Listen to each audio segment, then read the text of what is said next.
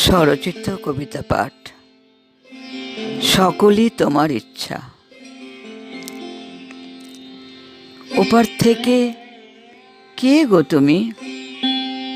ডাকো আমায় চুপি চুপি। কেমন করে আসি? আমার মাথার ওপর অনেক দায়িত্ব যে দিয়ে পাঠিয়েছ, সে কথা কি ভুলে গেছো তুমি? এখানে যে আমার অনেক কাজ এখনো আছে বাকি,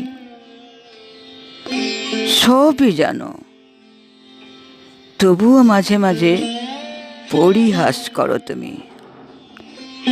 এ তোমার চিরকালের স্বভাব।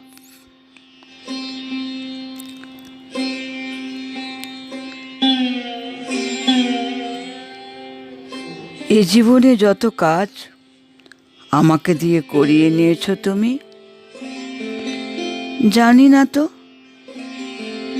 আমি আমার কোন কোন কাজের ভুল ধরে রেখেছ তুমি।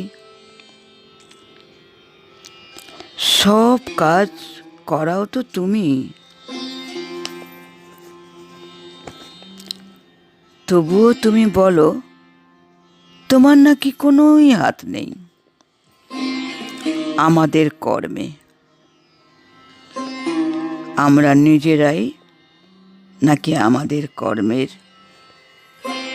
জন্য দায়ী।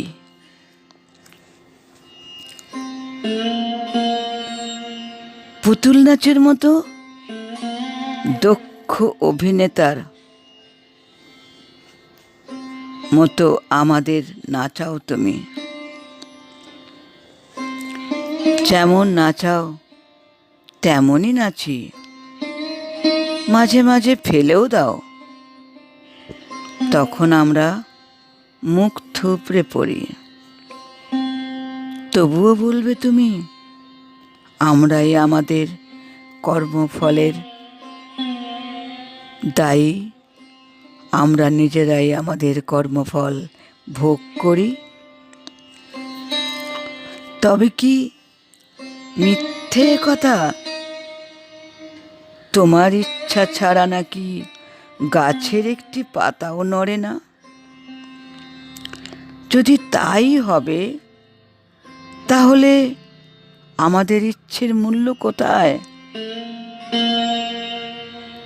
তুমি আমাদের দিয়ে যা করাও আমরা তাই করি।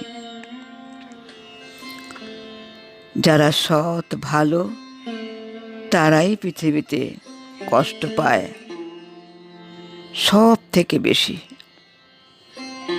কেন বলো দেখি? যুগ যুগ ধরে তারই তো প্রমাণ রয়েছে পড়ে। তবু কি বুঝবে না তুমি? আমরা কি করে হতে পারি আমাদের কর্মের দায়ী?